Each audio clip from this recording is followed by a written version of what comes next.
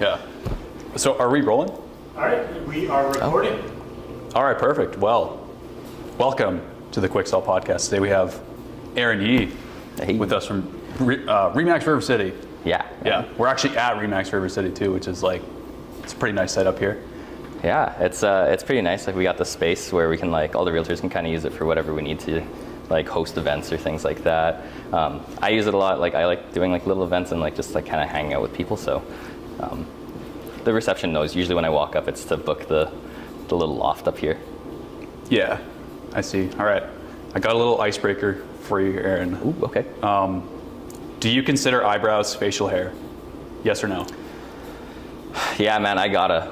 I'm in that boat of people who can't grow good facial hair. I'm I don't want to admit how proud of this little thing that I have going on is, but I don't know, man, whenever November comes around, I try to do it, but I gotta give myself a little bit of a head start so I don't look absolutely embarrassing. I did it from scratch one year, and it wasn't noticeable. It was just all my friends just chirping me about the little patchy stash, the little rough goatee, and then yeah, so I have to get a little head start.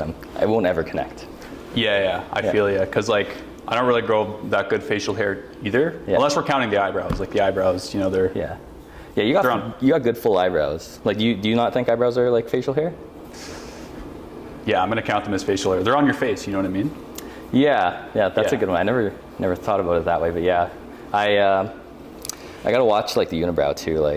I won't grow the nice mustache and beard, but the unibrow will come in real strong every once in a while. And if I'm not wearing glasses, it peeks through a little bit. Do you do a bit of work up there, with waxing or something? Yeah, the wife is just you gotta Have you ever gotten wax on your face before? No, never. Oh man, it's so hard not to cry because you see all these people go before you and they're just wax on and then wax off and then just you can hear the sound. Right? And then these people, they don't flinch. And it's just and it's your turn to go do it. And if you get it, they're all really good. I go Southgate to get done whenever the wife's okay, you have something big coming up. You got to clean it up a bit. You look kind of ugly. So well, at least she's honest. Yeah, I know, at least she's honest. I'm okay, I appreciate that. So I'll go. They'll do it. And I see all these people keep their cool. I'm going to keep my cool too.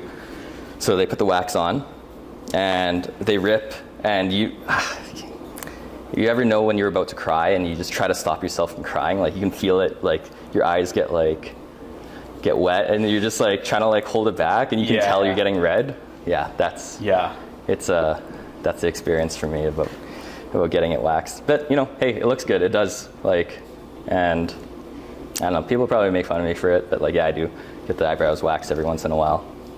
Oh yeah, fair enough. No, I honestly wouldn't have been able to tell, Yeah, well, to be fair, I haven't gotten done in a while, so the wife hasn't called me ugly lately, so I haven't had the incentive to go. Okay, maybe your prayers have been answered. Maybe you just won't grow there anymore, Yeah, maybe. Hopefully, it hurts a lot, man. People who get their eyebrows waxed regularly, they're strong people. Would you ever go? I don't know. Does it look like I really need to? Actually, no, man. Your eyebrows look clean. There's a couple of what do you call little hairs up here that I can kind of feel, but other than that, yeah, I feel it's pretty good. That part doesn't hurt too much when they do it. It's when they get underneath, because they shape them too, right? So they'll smear the wax underneath and then they'll put the little paper on, and then that's what they pull off, and then that the under part here, that's where it really hurts, and you just gotta really buck up and just don't let people see you cry in the middle of the mall. Yeah. Have you ever seen Impractical Jokers? Yeah, totally. Yeah, have you seen that one where they do the MERS punishment and they shave his eyebrows? Oh yeah. And then they make him go do his driver's license photo and oh man, that'd be awful. He looks like Lex Luthor. It's on his driver's license for 10 years. That's hilarious. Probably still on his driver's license, to be honest. Yeah, if they ever asked me if I wanted to take a new picture, I'd be like, no, that's the one. Yeah. I feel I'm gonna do that next time I get my driver's license photo taken. Yeah? Yeah, I might. I could just no eyebrows. No eyebrows, no hair. No hair? Yeah. Oh, that's commitment. Yeah. It looked sick though. It looked pretty funny, I feel It'd be hilarious, dude. Totally do it. Yeah, you gotta send me a picture right away of it. Yeah. I've got another 5 years before I need another photo, just because I got one taken in November or something. But okay, I think mine's due for renewal pretty soon here. It's because they expire every year on your birthday, right? Yeah. No, or not every 5 years. It's like on your birthday, right? Yeah. Yeah. Okay. Mine's coming up here in a little bit, so I gotta go do that. Yeah. Yeah. Yeah. Just maybe you'll do that. Yeah. Oh, you like do the full shave thing? Yeah, full shave. Yeah. Ooh, what would it take for you to do that? Oh, I don't think I can. Like, man, I'm not as secure as I say I am, man. Like, if I were to, I get real self-conscious real easy. So if you were to like put me in that situation and that's how I got to live, man. Like, oh, bro, I don't think I could. I'd probably take a break from real estate for a good little while, or I'll only work virtually somehow or something, and just have like the AI filters on. Yeah, fair enough. Yeah, it takes a special kind of person to like rock that. Yeah, I know a few guys too. Like, for some reason, like every mentor that I've had, like in real estate, like bald dudes. It's always bald dudes. Like when I first started real estate, bald dude helped me out, like kind of get me like started. Like Mr. Clean? Yeah, kind of Mr. Clean vibes. Like, you know, like not like stereotype people, but like, I don't know, like bald guys are always like weirdly confident. Like it's just like, and they always have like you know, just they radiate that good like energy. So it's just like, I don't know, maybe it's just maybe I've just hit like a good consecutive number of like bald guys in a row. But yeah, maybe there's like a correlation there or something, or causation, some sort. But maybe that's what I need for my business to take off even more. I'll just shave the head and then it'll just come. You never know, dude. Yeah, right? Yeah. Can you see without your glasses? You notice you took them off? Yeah, no, I can see pretty good. It's just like things that are far away, I can't really see as good. Oh, okay. Do you feel like your eyesight's getting worse these days, or is it like holding up?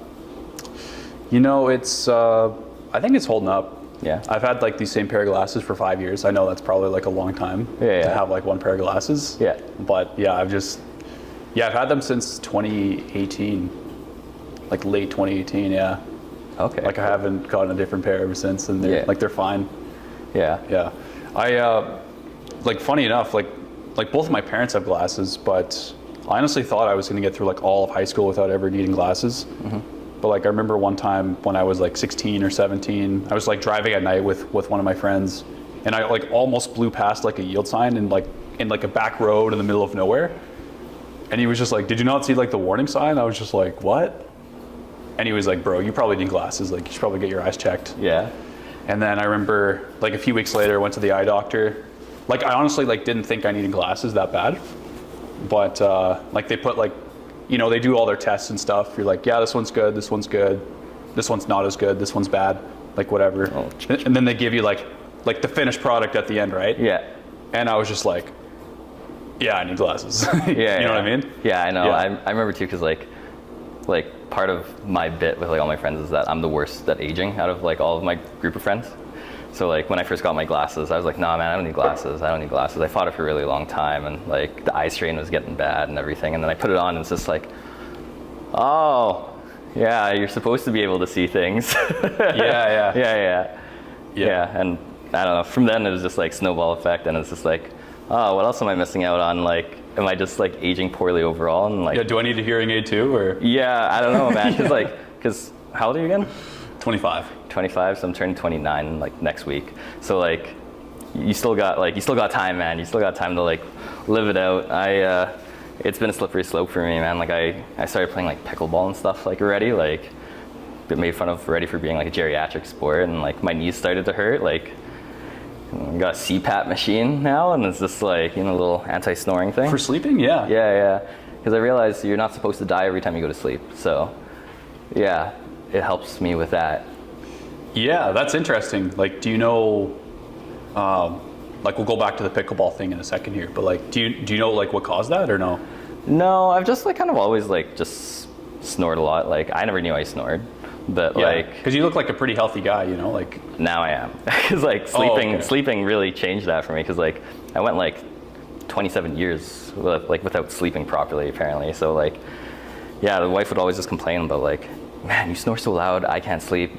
I can only sleep when you're on your side. So every night, like I'd feel her like shove me, and it's just like, get on your sleep on your side. And I'm like, oh, I'm a back sleeper. So like, yeah, you're just sawing logs. Yeah, right. Yeah, like, and it was really bad. She said she recorded me one night. I'm like, oh my God, sorry, I really should just like get this fixed. Like, Yeah. and like I was getting so tired during the day, I had no reason why. So like I thought I was sleeping well, but they do little tests for you and everything for you to get it set up. And then, you know, the first night I did it, I woke up at 2 a.m. because I was already so well rested. Like I only slept for like 4 hours. And then I was like, oh, I felt like a whole new person. So like after that, I did like the trial and everything. I got the results, and apparently I was waking up like 19 times a night. Oh, sorry, 19 times an hour. Like an hour. Yeah. Yeah, so like every 3 minutes, literally. Basically, yeah. So I was just waking up all the time, like just little like that I wouldn't notice, but enough to just like disrupt my sleep. So now I'm down to like 2 times an hour. Yeah. So you never slept good, even like as a kid, like when you were like 11, 12, like 18, 24? I'm big on perspective, and like I guess by perspective I thought I was sleeping well, but like clearly no, I just wasn't sleeping at all. Damn, that's crazy. Yeah, so if you need to, like, if you feel like you're not sleeping well and like you need to like take care of that and take care of yourself, it's an old man thing. I feel like people judge you for it, but you know, CPAP machine's the way to go if you need it. Oh yeah. Well, yeah, I mean, like I know like a few other people with CPAP machines, but you know, they're usually like in their like older age, right? Thanks, man. Which is like kind of like what surprised me about that. Yeah, no, but it is incredibly like unattractive. Like I saw myself in the mirror like one night with like, cause I got a little chin strap too to keep my mouth from like not opening like when I'm sleeping too. Yeah. So it just keeps the air tight. But I saw myself in the mirror one night and I was just, or like on my phone, I think I accidentally opened up the camera and like, and it came onto like that selfie like mode for your camera. Yeah. And usually like when that comes on already, I'm like, oh no, I don't want to see myself. But like with all of the headgear on and the mask and everything, I was just like, oh man, I hope my wife doesn't leave me. Yeah. Well, I mean, she's been putting up with you for how long? Ooh, we've been together for like 11 years, 12 years almost now, I think. It's been a long time. Dope. How'd you meet her? We met back in junior high, and then we started dating in like high school, and she puts up with me, and like, so yeah, we got married over COVID actually, so it was, we've been through like so many different like hoops and ups and downs together. It's been a journey. Yeah, between high school and you know, COVID and PAP machine, like, you know, if she hasn't left you by now, like I think you're pretty good. Yeah, I know. I think so. I think we're in the clear. Yeah, I think we're in the clear. Yeah. Yeah. No, she's way better than I deserve. But like, yeah, I appreciate her a lot, especially for sticking around, especially with the CPAP machine and everything. Man, that stuff's, yeah, it's not pretty when you look at yourself in the mirror. Yeah. Is the CPAP machine pretty disruptive to your partner too, or no? No, it's pretty quiet. Like the new ones, it's not like the Darth Vader thing anymore. It's like, it's pretty quiet and just blows air up your nose into your face and then into the mask. So yeah. Yeah. Well, yeah, it's like, speaking of your wife too, and like we haven't really talked about your real estate career at all yet either. Oh, is that what we're supposed to talk about today? Oh, we could talk about whatever, honestly. Oh, okay, yeah. Well, you know, a little bit of this, a little bit of that, yeah. a little bit of pickleball, a little bit of your mentors, like whatever. Sure. Got a few things in mind, but yeah. So you say that she's been great. Like, how's she been great in helping you with your real estate career? Like, I know it takes a lot of like support externally, like as a person. Yeah. Or from another person to kind of like excel in whatever role you have in life, right? Yeah. I am, at the end of the day, I am one of those guys who will just talk about his wife all the time. Like, I'm like my wife guy, but like, it's true. Like, honestly, she deserves a lot of credit, because like, she's the one who's always like kind of pushed me. Like, we've been together for so long that like, she's always kind of helped me make like the right decisions for myself. Like, yeah, she helped me make the decision to like go to university. Like, she helped me with my application process. She's the one who pushed me to get like my driver's license like on time and everything, because she was tired of driving me around on dates. She's kept my life on track, and then like for a long time I didn't know what I wanted to do. So I kind of went from job to job. I did a lot of sales jobs, did some management work and things like that, and I could never really like figure it out until like we bought our own home. And then she was like, man, you like that a lot. Like, you should become like a realtor. You don't ever stop talking anyways. So there's never like an awkward second with you, especially like when you're meeting up with like clients or anything like that. So I was like, okay, you know what? You've never been wrong up to this point. So I gave it a shot, and I don't know, I loved it. So she's always just been there to support me and like push me and make sure that, you know, I'm kind of heading in the right direction for our family. So I do owe her a lot. Yeah. Yeah, that's awesome. Yeah. And so that's how you got into it, was like literally just My a wife. recommendation. Yeah. Yeah. It's a bit of a slightly longer story than that, but no, she's been great. Like, I mean, even just like in real estate, I'm sure you talk to like any like of your other guests or anything like that, and they'll say like, you know, there's some late nights and like some stressful times, and you know, like there's difficult situations that you have to kind of get through. So especially like kind of we take a lot of work home with us, so it's very disruptive for the family life too sometimes. So she's really good at letting me do what I need to do, like when she sees like, you know, something's really urgent, but she's also really good at like pulling me aside from like the busy days too at the end, where it's just like, hey, you know what, that's enough. You're gonna burn out. You're gonna like hurt yourself here. Like, let's take a breath and just, you can pick up work again tomorrow morning. The world's not gonna end. So, yeah. Yeah, I feel that. Sometimes we take things home with us that like aren't urgent or important, but like it's just kind of always on your mind, right? Yeah.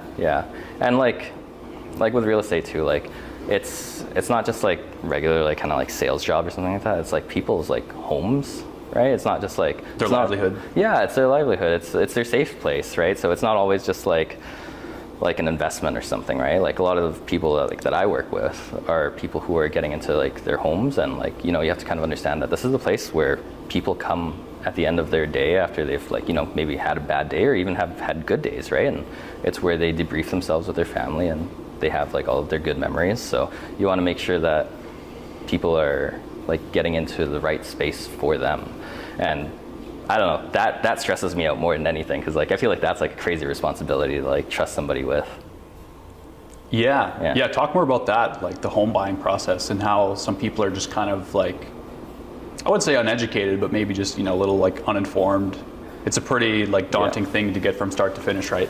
Yeah, man, totally. Like that's like kind of my thing. Like, it's just, if you ever talk to me like outside of the podcast situation, or just one of my triggers for like conversations is just like how they don't teach you good enough life skills like throughout school. And I think like having the opportunity to learn about how to buy your first home, or like how to get into home ownership, is really important for a lot of people, because and it's not for everybody. Some people like honestly just do better like renting, and it's more for them, more for their lifestyle.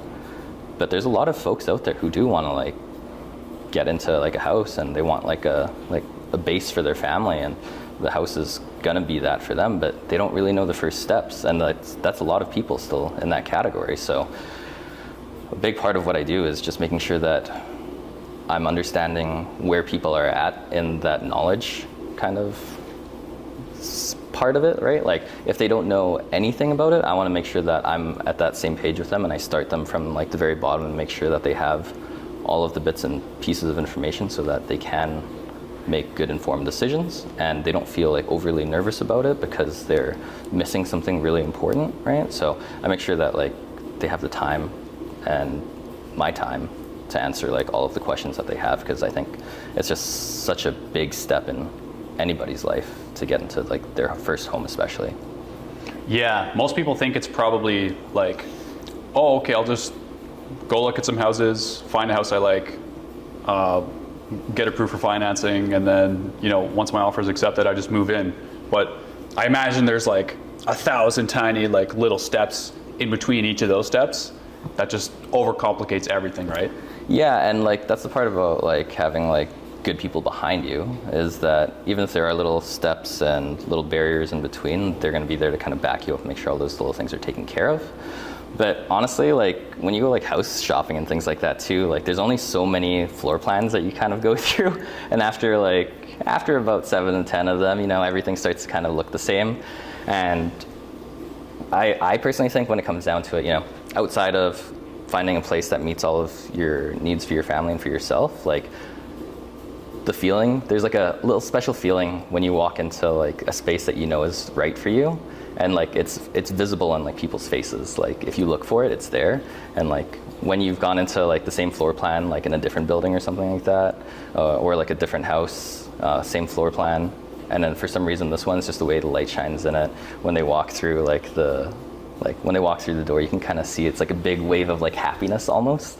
And it's just like, at that point, I'm usually like, hey guys, like, what do you think of this one? You know, and usually that's the point where they're just like, they try to hold it back, you can see, but they're like, yeah, this is exciting for them. And that's like honestly like the best feeling in the world when you can. And that's exciting for you. It's super exciting for me. I nerd out about it all the time. But yeah, it's there. Like it's a real thing.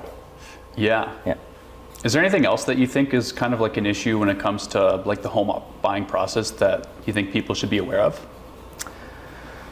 Oh, well, it's about making sure that, you know, nobody's like perfect, right? And like even like I'll miss things like when I'm explaining things to people, but it's about having somebody who you can have like free-flowing conversation with and making sure that, you know, you don't feel like bad about asking people questions. And like this is something I drill into like all of like my buyers and even like my first-time sellers too. It's just like, listen, like if like I'll try my best to answer as many questions as I can for you, but I won't know exactly what you're thinking all the time. Like I'll do so much work as I can to make sure that I'm covering all of the bases, but sometimes you'll think about things that in a way where, you know, I have to restructure what I say so it makes better sense for you, like specifically, because everybody understands things like in a different way, right? So that open conversation is like a super important piece, like especially for like first timers.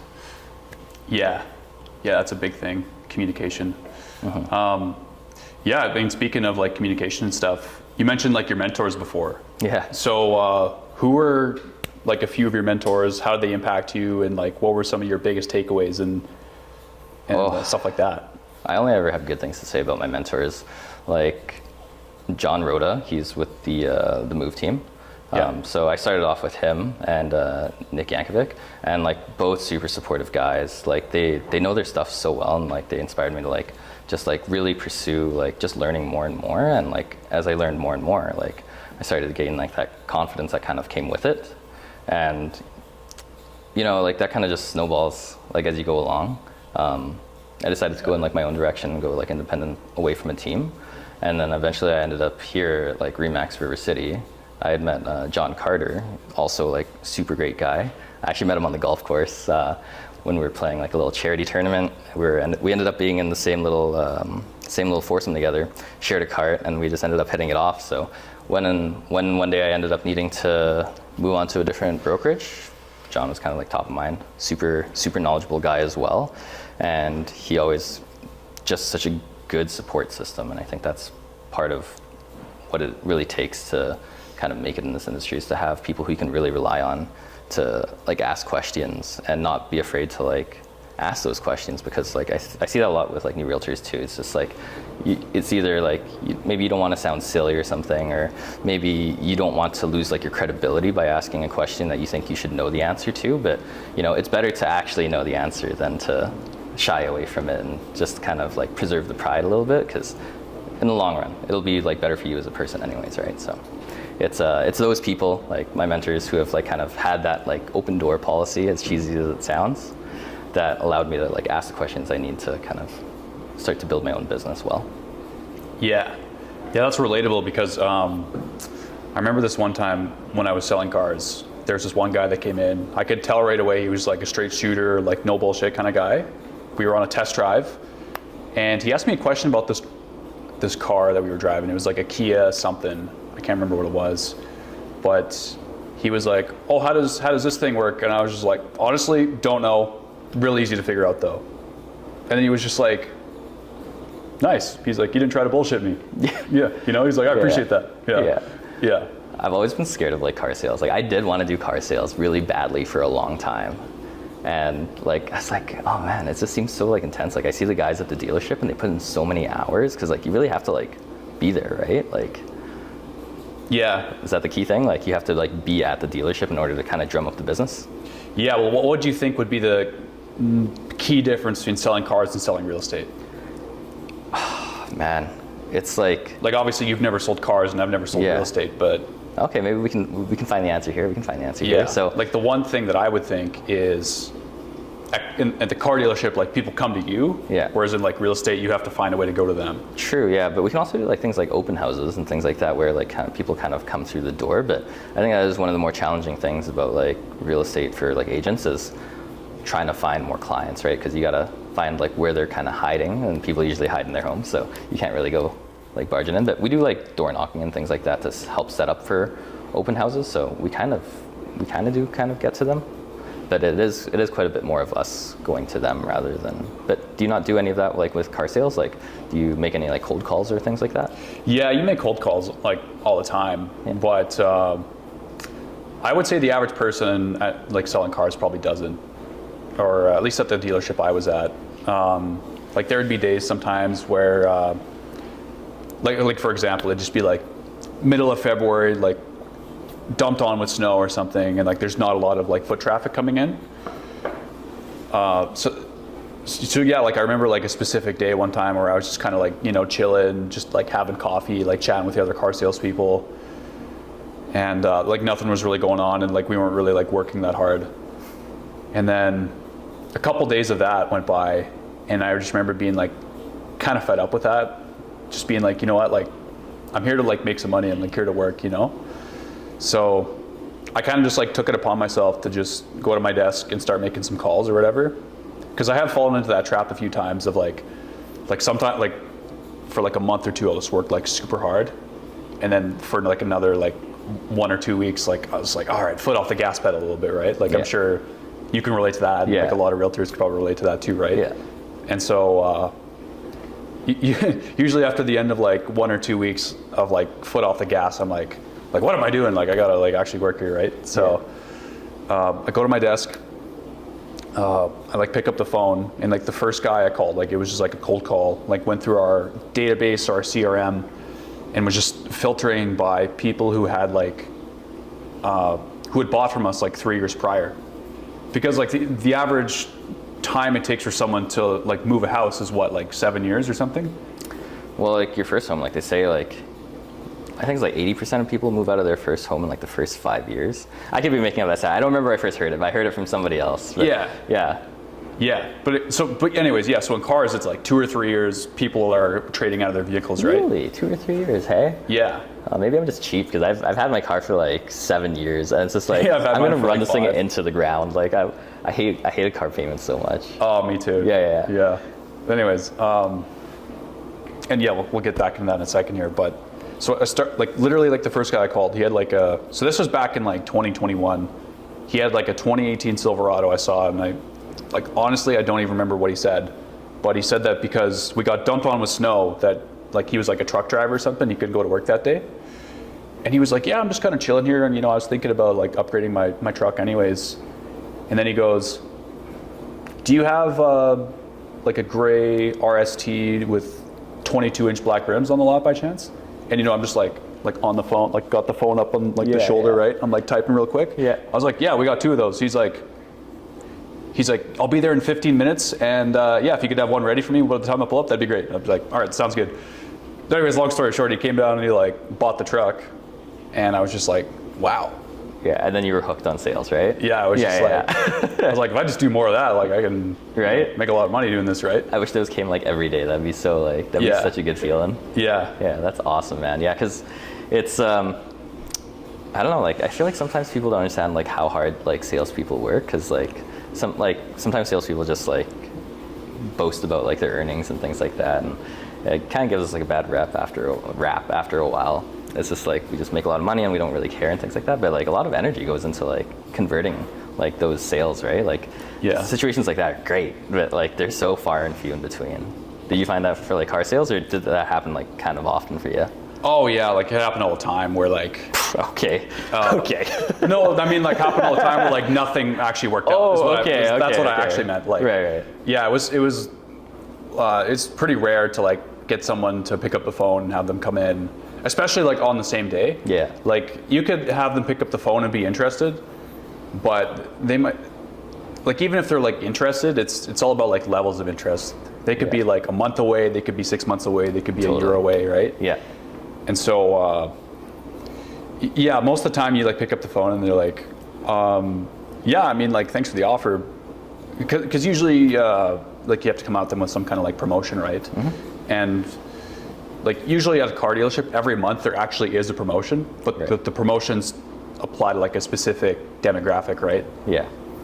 like 1 month it might be more about like truck buyers, or 1 month it might be more about like car buyers or something like that, or Sure. you know what I mean? Yeah. So some people can be incentivized with like the right kind of thing, right? But yeah, like 1 out of maybe 2 out of 100 cold calls at the car dealership might convert into a sale or something like that. Yeah. That's pretty much like how the math kind of worked. Yeah, it's usually like 1%. Like, Yeah. it's very low, but like conversion, like especially with like phone calls and things like that. Like honestly, to the point where if I got a call where somebody's like, I'm gonna buy this truck that you have in stock, I'll be there in 15 minutes, I'd be like, am I getting scammed? Like, I get so many scam calls. It's just like, I would be so skeptical about like that, just because of how few and like far and few in between those situations are. Like you'd be skeptical in my situation if I called this guy and he said he would come down there in like 15 minutes? Yeah, man. Or like, did you call him or did he call you?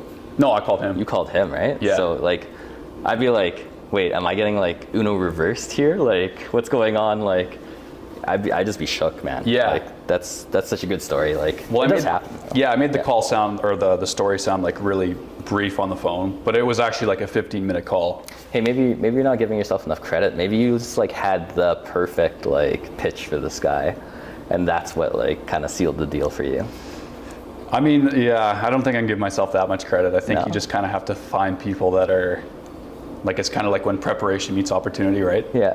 He picked up the phone, and like, I actually do remember him saying one thing about like, he's like, yeah, my wife doesn't even like the color of my truck or something like that. And that was actually like his primary motive for like wanting to trade it in, was like his Really? wife didn't like the color of it. Yeah. So he just wanted like pretty much the same thing, but Yeah. a different color. Oh, That was it. crazy. Well, yeah, I mean, like, to get a little bit more technical, between the 2018 and the 2020 models, there was like a little Some bit of different upgrades. with like the generation, but Right. yeah, that was pretty much like all he wanted, was just get a different color. What do you think it takes to make it like as like a successful like car salesperson? I think you just got to be kind of smart with your time. Yeah.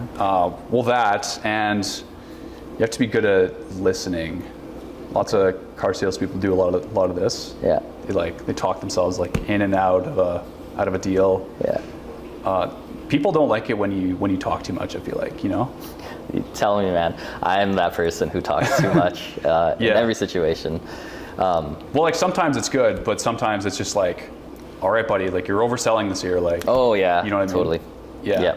No, I'm one of those people too who's just like, sometimes I don't realize that I've been talking for like 10 minutes straight, and then I'll be like, oh yeah, I gotta breathe, and then let somebody else talk. But yeah, that's me a lot of the time. Yeah. So maybe, I don't know, maybe I wouldn't be like the best at like car sales. No, I think you'd actually be good at it. 'Cause, Really? like, You think so? Like, when you talk, you're not like full of shit. Oh, okay, cool. Yeah, that's I'll put that on my resume next time. Like I go shopping for a new job. If I hit up some car dealership, Yeah. car dealerships, I'll put not full of shit on my resume. First line. Yeah. Well, sometimes they're looking for someone that's a little bit like, full of it, right? Yeah, true. Yeah. But yeah, like, did you go straight from like car sales into what you do now? Yeah, pretty much. Basically, how that transpired was, yes, this is like April of 2021, so like pretty much almost exactly 3 years ago.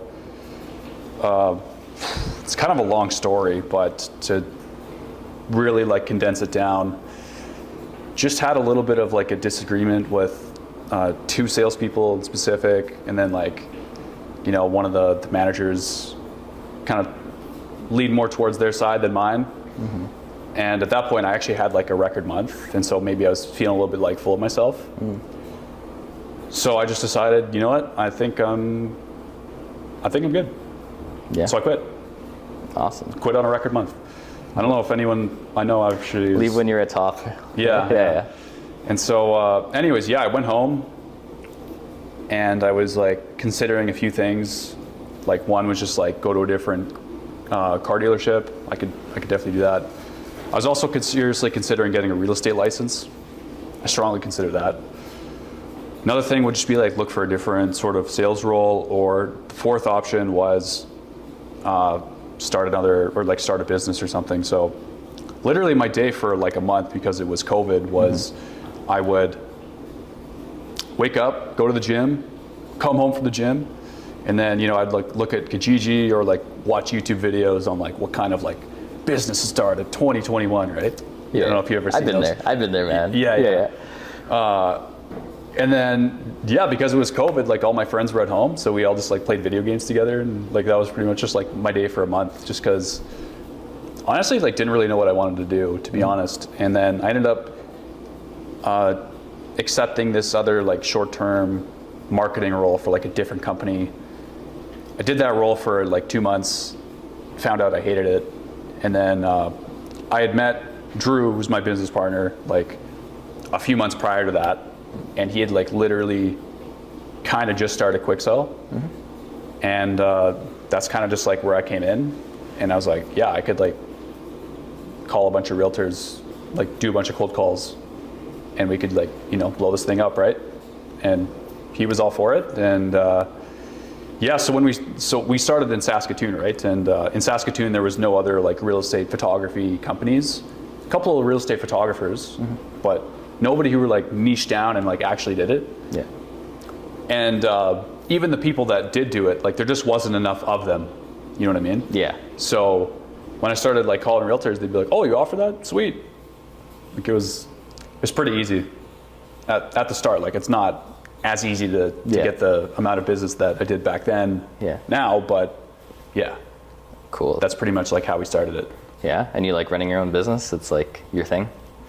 Yeah, I wouldn't trade it for anything else. Yeah, and I talk to a lot of people like that too, and it's like for people who like own their own business and like kind of run their business, sometimes it's like a little bit lonely sometimes, you know, like you don't really have like as many like coworkers. Like I guess you guys like have like each other, like your partner and like your business partner and things like that, but for like a lot of realtors, like it gets a little bit lonely sometimes too. So it's just like kind of nice to even like do podcasts and things like this, because like you get a chance to like talk to other people like about the things that like only like business owners kind of get, you know, like sometimes times get like really hard and like, oh, you're worried about like your business and things like that, and not everybody really understands that, right? Or like sometimes people don't understand like why you're working till like 8 o'clock at night, like for like days in a row, but it's just like when you're doing something like you really like, you know, and like you find your business, right? And it's just like it kind of like it keeps you going, and like not everybody like gets that. Yeah, you definitely have to grind at the start, but like would you say you work like pretty consistently till like 8 p.m. at night, or like during the summers? Yeah, during the summers definitely, like long days. During like the winter months, like around like Christmas, like New Year, like the times when like nobody wants to move, when it's really cold, right? Like that time of year is a little bit more chill. Yeah, that's fair enough. Yeah. I'll return the compliment. I think you could be a really good like realtor too. Okay, thanks. I see it like when you talk, and when like especially like even like right now, like you always take like a second or like a half second before you start responding to like anything I say. And now you're not going to be able to stop thinking about it. Exactly. No, I just wanted to hold that pause. Like, No, but man, it's cool. Like, cause like not a lot of people do that, right? And it just feels like sometimes people are trying to like just talk more, or like keep the conversation just from being awkward, and they're not actually like contributing to like the conversation. But I don't know, especially like if you're working with people where you need to be attentive and listening to them, like it really shows that like you're paying attention, like, and you're being intentional about what you want to say next to them. So it's pretty cool, and I think it would like bode over pretty well like as a real estate thing. Yeah, I appreciate it. It's you ever heard that saying where like people listen to think about what they want to say next? Yeah. Not actually like listen to listen. Yeah. And honestly, like that's like a lot of people. So it's a hard. I think soft skills are like a really important thing that get like overlooked a lot, and like, you know, just like listening is so important, and like you can't solve problems for people if you don't know what their problems are and why it's their problems. So I think the soft skills are like super overlooked like these days. Yeah, 100%. And you have to like, not only that, but you have to really like dig deep into what they actually want to. Like for example, like you could go up to like any first-time home buyer or whatever, like a seller, and they'll tell you like a surface level reason why they want to sell their house.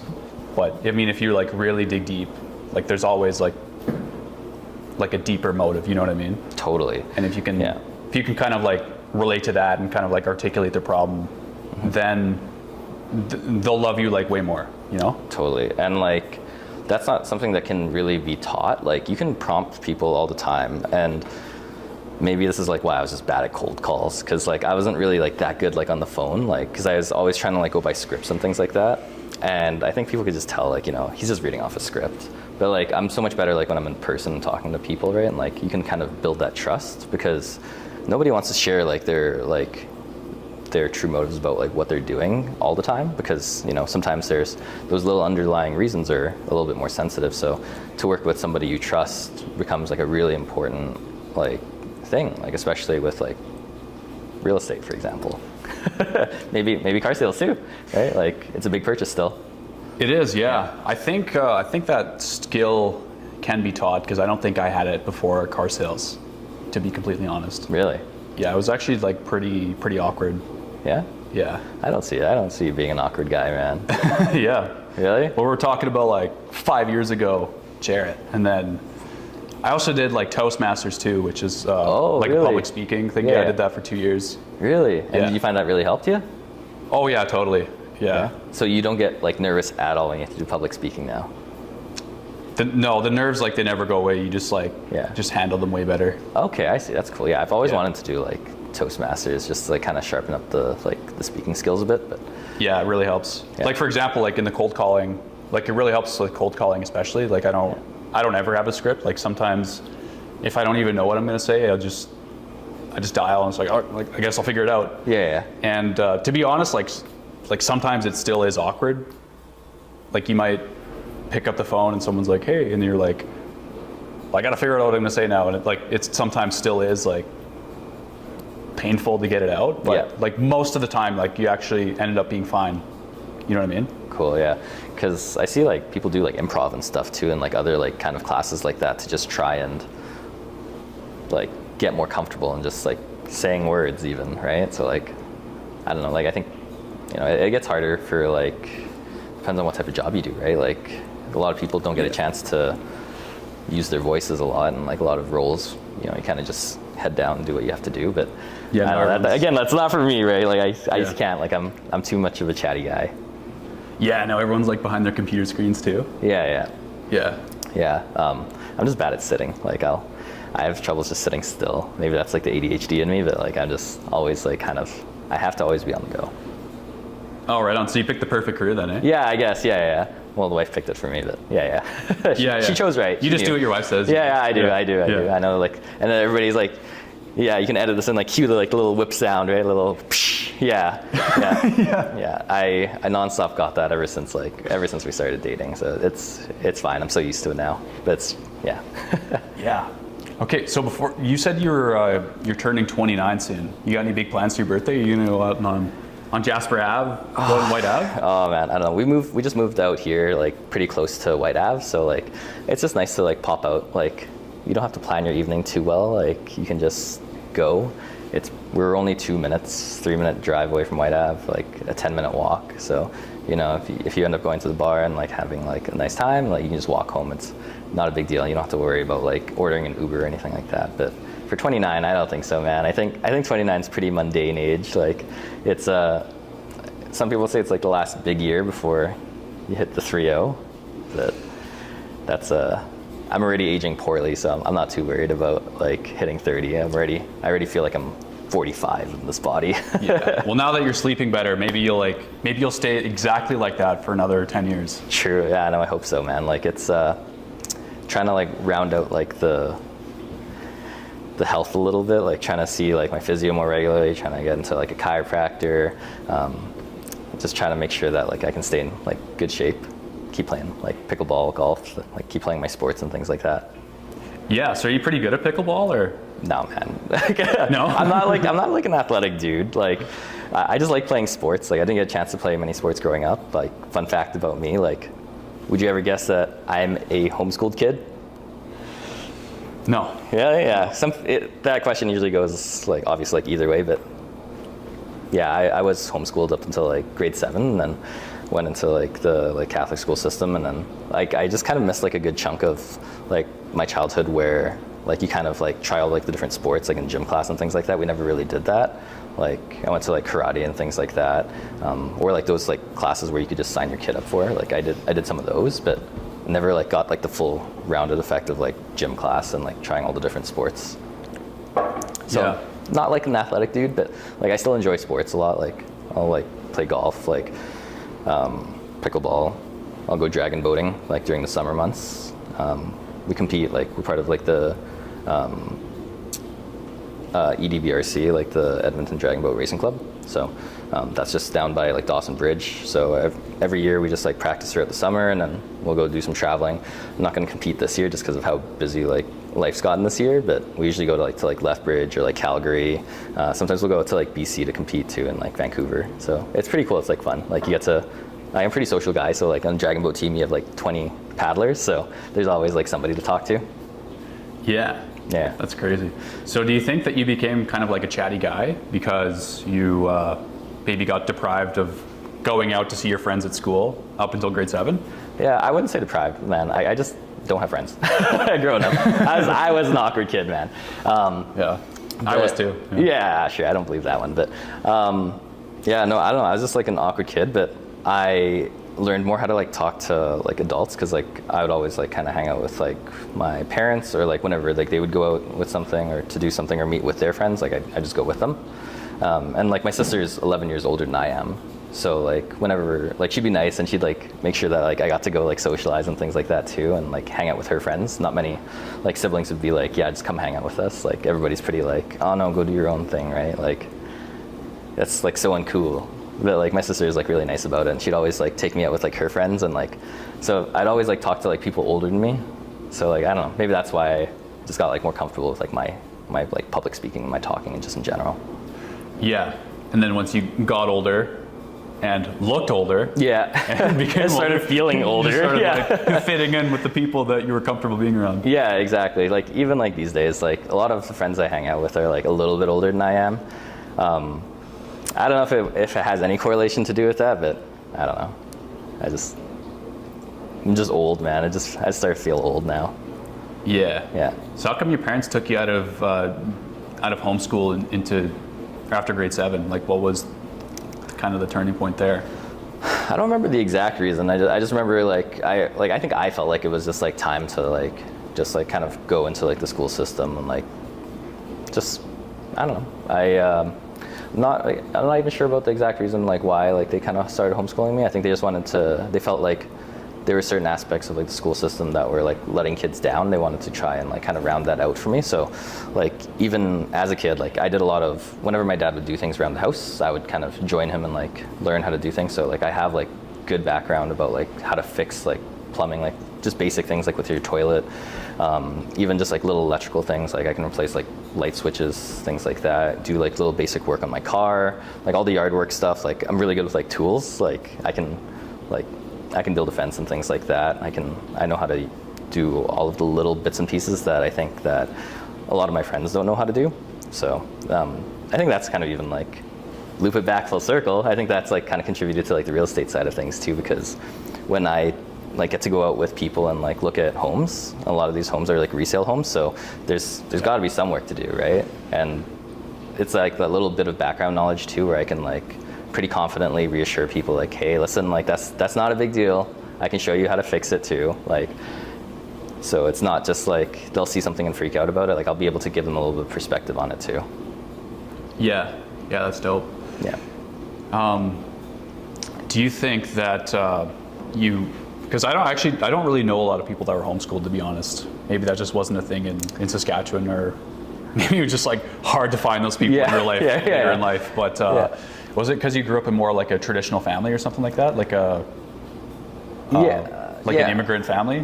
Yeah, like my family was pretty traditional. Like my parents moved here before I was born. They came from like a really small country called Brunei. I've never heard of that country. Never heard of it. Yeah, that's the common response to it. Where is it?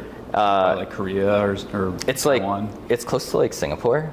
So Okay, like in Malaysia, yeah. So it's just like a really small country. Like it's most like commonly known for like their sultan, like their king.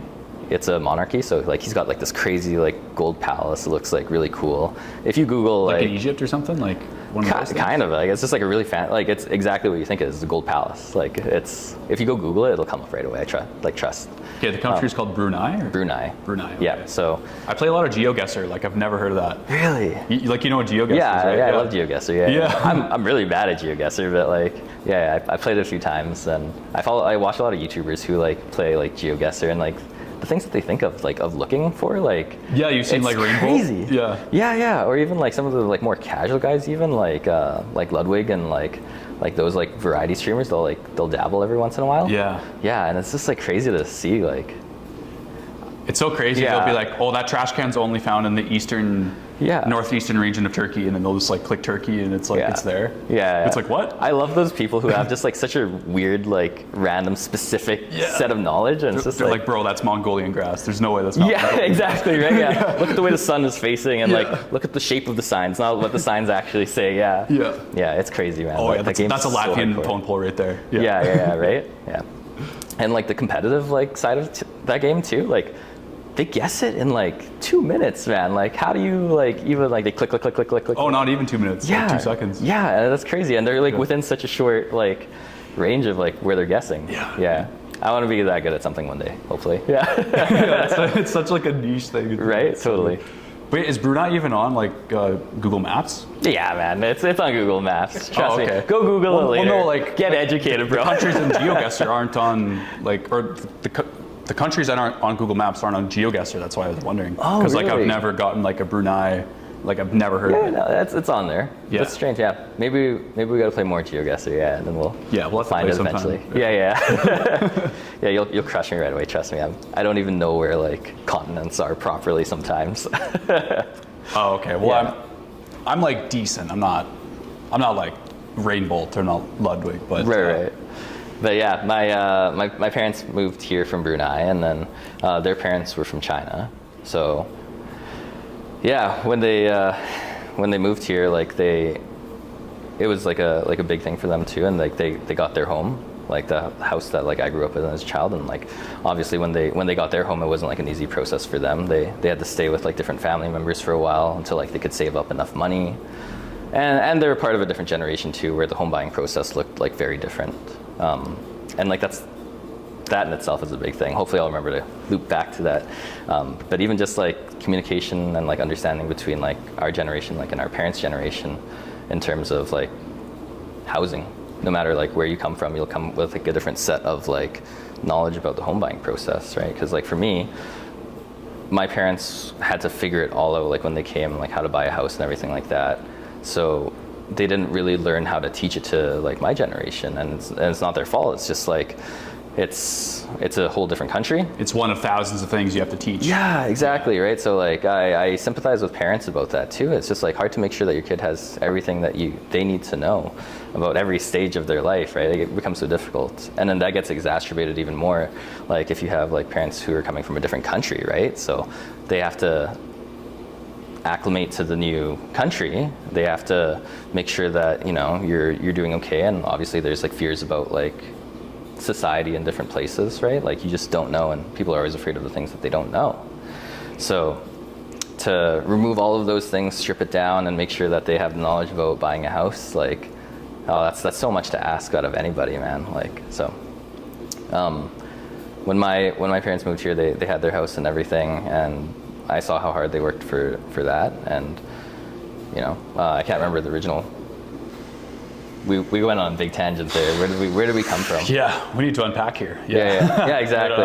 I don't really remember. It was something about maybe being part of like an immigrant family or something like that. But yeah, like I do like working with like a lot of people from like just all sorts of like different backgrounds, right? Because my big thing is I just want to make sure that the help that you get is like specifically tailored for like where you're coming from, and like I try my best to understand it, and I can't obviously understand like everybody's like upbringings, and everybody's their own unique person, right? But like it's just I want to try and make sure that, you know, they're getting the help that they need in their specific way.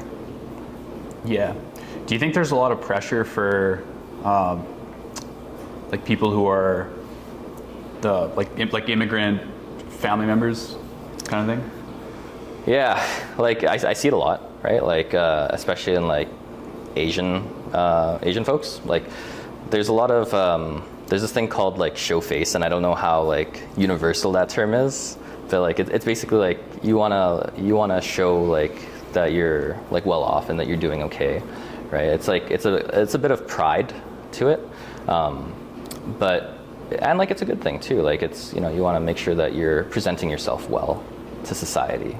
Yeah. But I see it in like a little bit of a detrimental way too for a lot of young families, and I see how much more difficult it is to like find housing in this generation versus like previous generations, and they've all got their difficulties, but there's quite a few that I'm aware of in this generation that make it really hard to like enter the market and for first-time home buyers. So adding that extra layer of like kind of the pride to it too can add a lot of pressure on like younger families, younger individuals who are trying to get into their first home. And what I see a lot of the time too is there's a lot of like pressure for individuals to make sure that they're buying like a really nice house so that they can not like show off necessarily to their families, but as a good indicator that you're doing well in life. And you know, for one generation to the next generation, that indicator of wealth and prosperity might look a little bit different, right? So for our generation, like I've seen it several times where sometimes people get pushed to pursue homes that are to the top of their budget or to a point where they're not comfortable spending, and then that sets them up poorly for, you know, maybe it's not their forever home, but they're still really pushing like that limit. And then when they try to move on to like a home that they actually want for themselves, they have they have trouble saving up for it or getting to that point, dealing with things like debt because, you know, they've had to commit to such a large mortgage just to kind of, you know, as an indicator that they're doing well in society. And for me, like I've never personally cared about like what other people kind of think of me, but you know, in Asian cultures, it's a very big part of like the community, right? So that part comes into really big play when you're concerned about what other people in your community will think of like how you're doing and things like that, right? Because you also want to make sure that you're doing like your family proud, and you want to make sure you don't let down your parents. But like I get it, man. Like it's tough, and sometimes, you know, it just takes a little bit of extra communicating with parents to make sure that they're still doing well and making the right decisions for them as who they are right now and who they want to be in the future might be a better way of talking about it, rather than making sure that, you know, you're putting forward that like indicator of your wealth right now, because the long-term plan is always going to be more important than, or not always, but the long-term plan is just as important as like the short-term plan too, right? Yeah. You kind of get like what I'm getting at with that? Yeah. I think that term you said, show face. Yeah. I think it applies to like our culture here too. Mm-hmm. Like especially with like social media now, right? Oh, totally, man. Yeah. I think that's why like depression or whatever, or like anxiety or something is at like an all-time high. Yeah. And happiness scores are at an all-time low. It's just because people log into their phones, they mindlessly scroll through their, you know, their Facebook, their Instagram, their TikTok, their YouTube or whatever. And it's literally all these people that are like, oh, look at my fancy car, or like, this is how I made $1 million in 30 days or something. Totally. And like I say like Asian cultures, but like with the way like social media is, like the world's cultures are becoming more like mixed together, and like, and with social media too, you never really like, people don't usually post about like the bad times in their life, right? So they're always posting about the good things, and like you never see like the struggles that people kind of go through to get to where they are. Yeah. And I guarantee you, pretty much everybody who posts about the good things posts about it because like, and it's not always because they're showing off. Sometimes maybe they're just proud of like what they did because of how hard they had to work to get there, right? So, but for viewers, right, then they don't get to see like all of that part, and they're never gonna ask about like how shitty was your life up to this point, right? So that part does translate really well to exactly what I was saying. It's just you have to make sure that you're not doing things to impress like other people, like especially with your home, because how often do you have, maybe you have guests a lot, but even then, you're still the one who's sleeping in your bed every night, and you want to make sure that you're coming home to a space that is like safe and comfortable for you every single day. Yeah. Yeah, nobody's really posting about like, social media looks a lot like the destination, but not the journey. Oh, that's a good one. Yeah. That's like you don't see footage of like Bill Gates just sitting on a computer for like 10 years building Microsoft. right. Because I mean, if you read Bill Gates' book, like that's all he did is he literally just like sat at a computer and he worked for every day for 10 years. Yeah. He said he never took a single day off. Yeah. Or even of like Jeff Bezos just, I don't know, writing some like business memos in his stupid little office in Seattle in like the late 90s, right? Yeah. That footage just doesn't exist. But the footage that does exist is like, oh, now I'm a billionaire, now I have all this stuff, and this is like all that people can see, right? So it'd be cool if like, I mean, maybe I should start doing this, but like document like the journey more, you know? Yeah, that's cool, man. You should get that like tattooed. Like it's about like the journey, not the destination. Yeah, I feel like that might be a little like too cheesy. Yeah, too cheesy for you? Yeah. Do you have any tattoos? No tattoos. No tattoos? No. What about you? Like I see you got one on your ring finger there, but Yeah, because I'm the married guy. Like it's literally my wedding ring. It's just like tattooed on my finger because I always forget to wear my wedding ring. So I've got the J for my wife Jessica, and then she's got the A for me, for Aaron. oh, that's actually like Yeah. that's really dope. Do you have any other tattoos other than that? Just like the semicolon one, just because like mental health's always been like a big part for like me and my family. So, but I don't know. I always got plans to try and get like try and get more. But even then, the semicolon one's like really big for me, and that one was already like really like kind of hard to get because like it does mean a lot. Like if you don't. Do you know what the semicolon kind of represents, or? Actually, don't. No. So semicolon is like when a sentence should end, but it keeps going instead. So for a lot of people who struggle with mental health, that can be like a really important thing for people to kind of remember. You know, it's just like a symbol of, you know, keep the story going, right? Keep the sentence going. So. So like keep the conversation going about mental health. Is that kind of what that means? Yeah, or even just like your life in general, right? Like sometimes like you feel like it should kind of just stop, but like it's important it might be more important for the sentence to keep going rather than what you think in that exact moment, right? So it's a lot with like suicide, like awareness and things like that as well. Yeah, but yeah, I've got some plans to get some other like cool tattoos too, but I've always been kind of like an indecisive person. So like even these two tattoos, like my wife is like, oh, we're gonna go on a date. And I'm like, okay, cool. And she knows I've always wanted a tattoo. And I think this is for like our first wedding anniversary. And she's like, what are two things that are really important to you? I'm like, I don't know, like. Is this a trick question? Yeah. I was like, Yeah. you, baby, right? Yeah. You're the most important thing.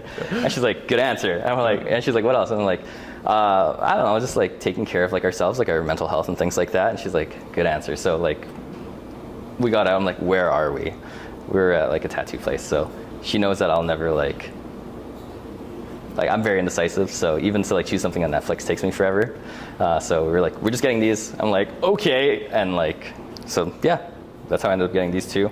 And you know, she's right. Like ever since then, I've been wanting to get more tattoos, and I've had so many good ideas for tattoos for myself, and I just never pulled the trigger on it because I'm so indecisive. Yeah. Well, you know what's interesting about like not being able to pick something on Netflix? It's because of, have you heard of the paradox of choice? Like the more choices you have, the harder it is for you to decide on something. Yeah, totally. Which could even play into real estate too. Like the more houses you show somebody, like the harder it might be for them to decide. Yeah, I think I've kind of worked around that. Like I used to struggle with that a lot. Like when we do like 10, 15 showings, and like when we do like 6, 7 showings in a day, which is way too much in my opinion. Like everything just kind of drowns out, and it's just like, I don't know which one to pick. Nothing's hitting, right? So like we usually try to limit.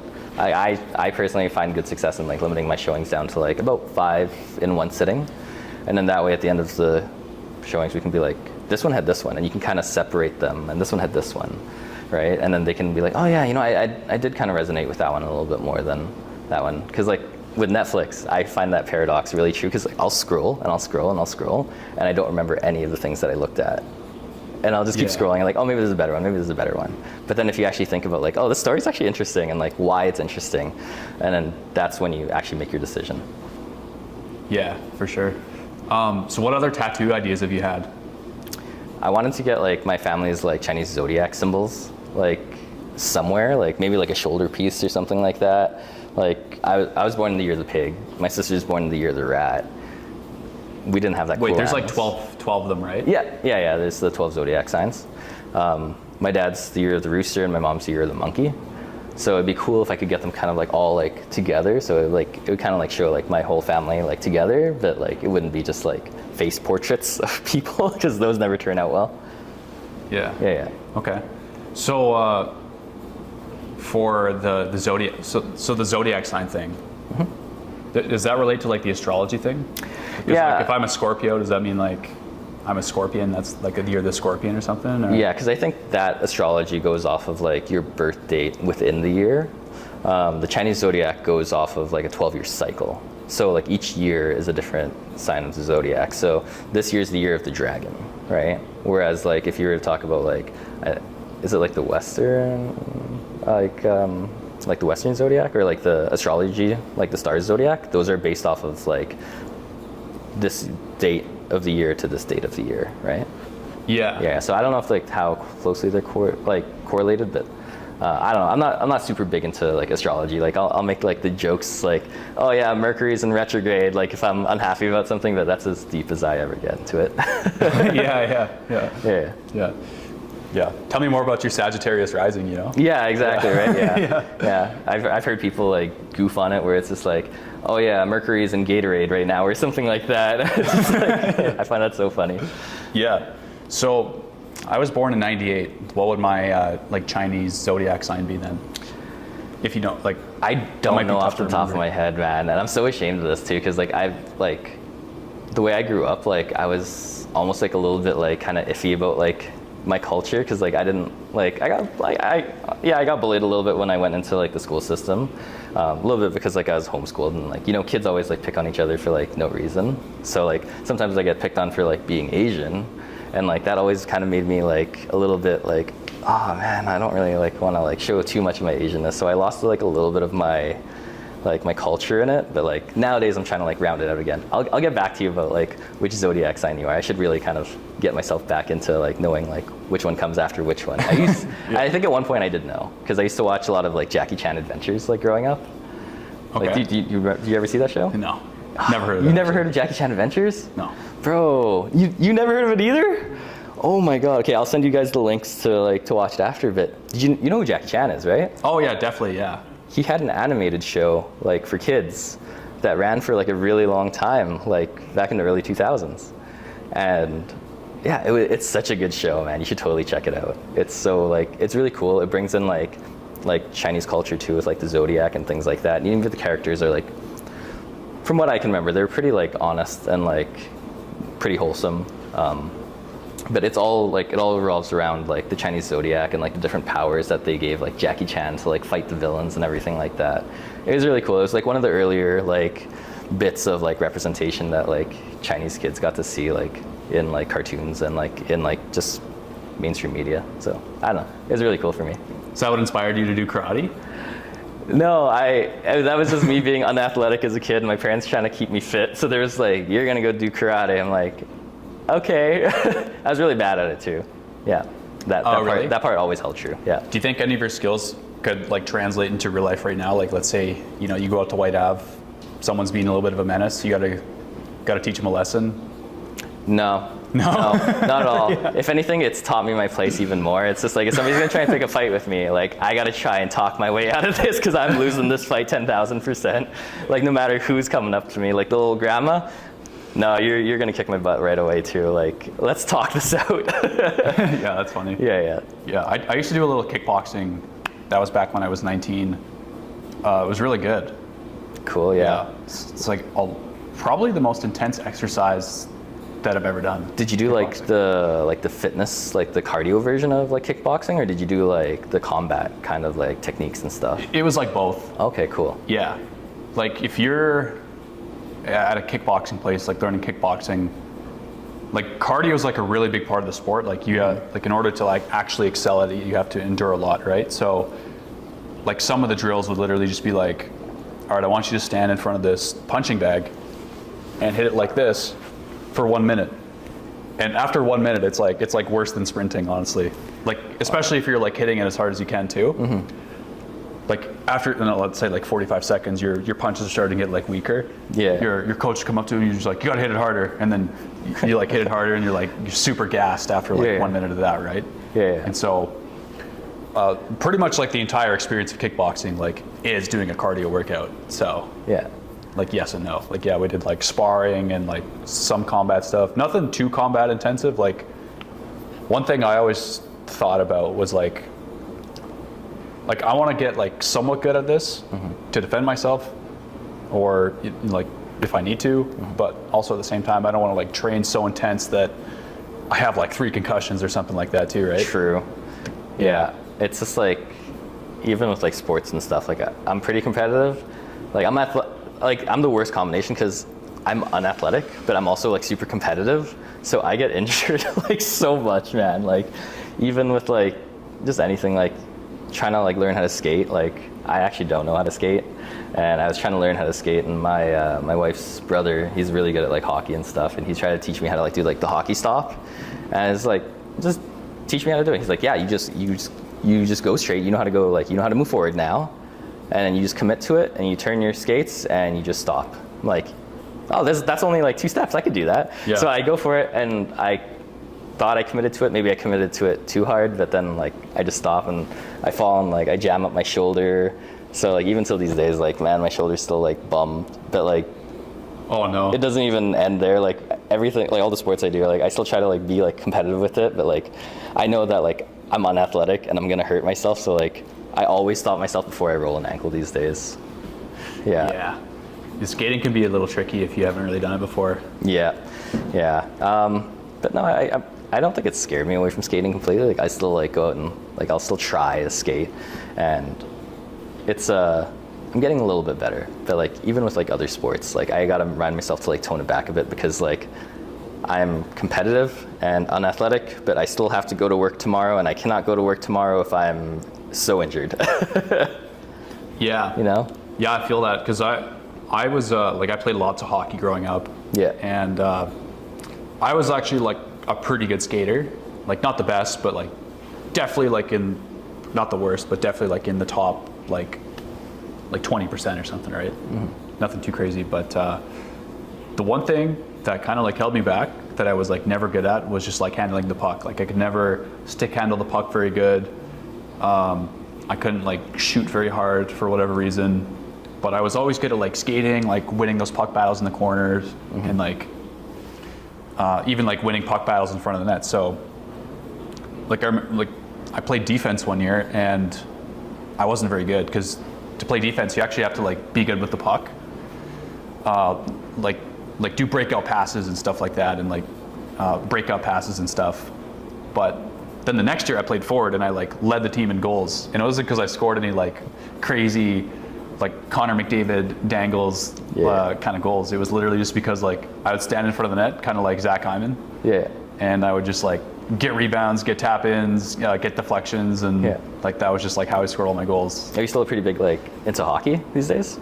Yeah, like I still follow it. I don't really like play it anymore though. I saw this like clip, like I think yesterday or something, like, and I don't know which league it's in, but somebody scored from like behind like the net by like just chipping it up against like the goalie's mask and like rebounding it into the goal. Oh yeah, I saw that. It was so disrespectful. Yeah. Yeah, it was so cool. He shot it at the goalie's mask and it bounced off the mask and back to the net. Yeah, that was Kirill Marchenko. Yeah. First Columbus Blue Jackets versus the Islanders. Yeah.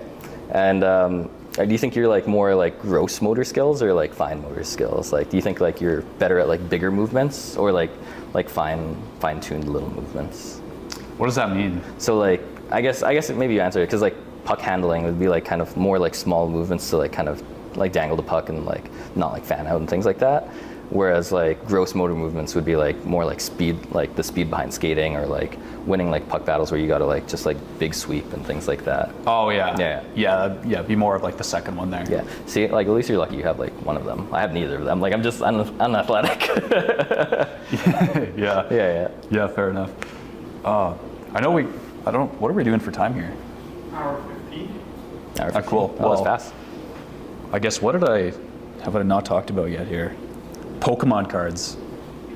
You got another hour and 15 minutes? I don't know. We probably got another like 20 or 30. Cool, yeah. But yeah. So you did a lot of Pokemon cards, eh? Bro, I love Pokemon. Man, I had like Yu-Gi-Oh cards, Bakugan cards, Pokemon cards. Oh yeah. That's all my shit, man. Like I don't think I had like a ton of Pokemon cards, but I definitely had like Pokemon Diamond and Pearl like on the DS back in the day. Yeah. Yeah, man. Those games were so good. Those were like my entire childhood. Like I played so much like Pokemon. I used to love the show and everything. Yeah. And then like when you start getting adult money and you can buy all the Pokemon cards that you ever wanted, you shouldn't, but like you just have adult money and it's just like, oh man, I got so back into like Pokemon cards, like collecting and playing the game. Like, do you got lots at your house?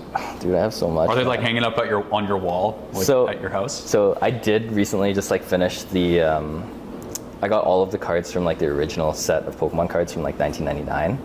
Like it's called base set. So they had a few different printings of it. Like they have like the really expensive one that you hear like all the time on like the internet. Like Logan Paul bought like all of those like during the pandemic, and like they're like the $100,000 like Charizard first edition Shadowless one. Okay. Those things. It's from that same set. It's just they reprinted it a couple times. So I did the like unlimited set. It was a little bit cheaper, but I was like, oh man, I just want to get like the entire set of the original like Pokemon cards that ever came out. So I put some time and effort into it. I tracked down like all of them in as good condition as I could find. So I have like the complete base set unlimited for like Pokemon cards. And now I'm gonna get it framed up and I'm gonna put it in my home office and it's gonna be so sick. Man, that's dope. Yeah, right? I was always into like trading card games. Like I played Yu-Gi-Oh for like a really long time. Like when I was in like junior high school, like Buddy and I, like we just got so competitive with it. We would drive to we get our parents to drive us to Calgary for like regional tournaments and things like that. Oh, I had nothing like that. No tournaments. Oh man, you should try. I didn't even know those existed, to be honest, for kids. Yeah, Pokemon's actually like a really big like community in Edmonton. Like there's a lot of people who play it. Do you know what One Piece is? No. It's like another anime, but they have a card game. That one's doing really well too, and like the community is really big, and like everybody's like super nice too. So it's like we go there and play card games. Like the wife comes too. Like she's actually more into it than I am. Like she's always been super competitive, and then like oh, that's super wholesome. Yeah, right. Yeah. So we actually have like we get to nerd out together, but it's like a double-edged sword because the games are super expensive to play. Like card games, like little pieces of cardboard paper get so expensive so fast, and when you got to buy a set for me and a set for her, it's just like double the cost. So like we're trying to slow down a little bit these days. Like we went a little bit too crazy for a while. But yeah, it gets addicting really quickly. What about like Bakugan and stuff? I never got quite into Bakugan. I had the little like that's the marble. No, that's the one where you roll the marble onto the card, right? Onto the card, and then the marble turns into like a little like dragon or whatever. Yeah, that one was cool. Like I had a few of those, but I never got for some reason quite into it as I did into like Yu-Gi-Oh and like Pokemon. But yeah, Pokemon cards were like. Did you collect Pokemon cards too? I did, but I mean, for me to like recall what I had exactly, I couldn't tell you. Yeah, it's just cool. I collected lots of hockey cards. Hockey cards? Yeah, hockey cards are super cool too. I actually used to have like a Wayne Gretzky rookie card. It wasn't like an original. It was like a knockoff. At least I think it was a knockoff. But anyways, I left it at my parents' house when I moved out. And then, so anyways, they moved out of their house into a different house. And I remember I was like helping them clean it out. And I was just like what happened to my hockey cards? Yeah. And they're like, oh, we threw them out. And I was like, oh no, that's heartbreaking. I was like, what? Oh, I was like, oh, there's only one card in there that it really mattered. My trading cards from like when I was a kid is kind of like the silver lining of like growing up and becoming an adult. Like going back and looking at the cards and like just Google search like how much is this worth? How much is this worth? Yeah. A few of them like from when I was a kid like ended up being like a little bit of money, not anything crazy like those $100,000 Charizards or anything like that. But it's just cool to have, because like I would never go out and spend like thousands on cards these days, but it's just cool to have from when you were a kid. It's just like sentimental almost. Yeah, and I used to have like 1980s like cards too, like a bunch of old cards from like back from like you probably would have been able to collect them more like when my dad was a kid, Mm-hmm. Yeah. And so it's just kind of cool to see like how things evolve over time too. Yeah, totally. Like if I would have got my old set, like how like I might have been like 12 or 13 the last time I would have collected them. Yeah. Having like old like 2010 hockey cards would look really cool right now, right? Totally. Yeah. Yeah, I know. I wish I took better care of the cards when I was a kid, or like just understood that they'd be more valuable when I grew up, because like so many of them are like, I had so much fun with them and it really shows on the card. Like they're all like dinged up and everything, but and it really kills their like resale value. But yeah, I started to get into like, you can send them in to get like graded too. I'm starting to get into that a little bit. Like you send them off to this company, they'll look at it under like a little microscope, and they'll tell you like all the little scratches and imperfections, even like the printing quality, like if it'll be like, if the card was cut centered or not, they'll tell you all that stuff, and then they'll give it a grade like usually out of 10, and obviously 10 being like perfect condition. And then those ones are usually, they'll come back in a little plastic slab, so you can't ever touch the card again unless you break open like the thing, so it like preserves like the condition and like the rating of the card. That's crazy. Yeah. Like I said, like if we have an hour and a half, like I'll go on for a long time about this. Yeah. Yeah. I think we got to wrap it up soon here, though. I think so too. But yeah, is there anything I didn't ask you about that you wanted to kind of touch on? No, man. It was just nice, kind of like hanging out. Like it's kind of my favorite thing is to hang out and talk, anyways. So I really appreciate like you guys putting this all together. Like this is a super cool setup, and if you guys ever want to do it again, let me know. Yeah. No, I think it'd be fun for sure. Yeah. Cool. Thanks, man. Yeah. So like, real quick before we wrap it up, though, Sure. like for people that are like looking to buy or sell real estate, or just reach out to you about Pokemon cards or something. Where should they look for you? Like, where can they find you? Yeah, honestly, like I try to make myself everywhere. So if you were on Instagram, I'm on Instagram too. My handle is Aaron Yee with 3 E's on it. And I've been holding that one since like high school, so I'll never change it to like Aaron Yee Real Estate or anything like that. Nice. But that is my handle for Instagram. If you want to find me on Facebook, it's Aaron Yee Real Estate. You can find my group there. Or just a quick Google search for Aaron Yee Real Estate. You can see all my Google reviews on there as well. Perfect. Great way to wrap it up. Awesome, thanks, man. Yeah, I appreciate it. That was super fun. Yeah, I can't sit for much longer though. Like I'm already getting like, antsy. I gotta stand up. Perfect. Stop recording.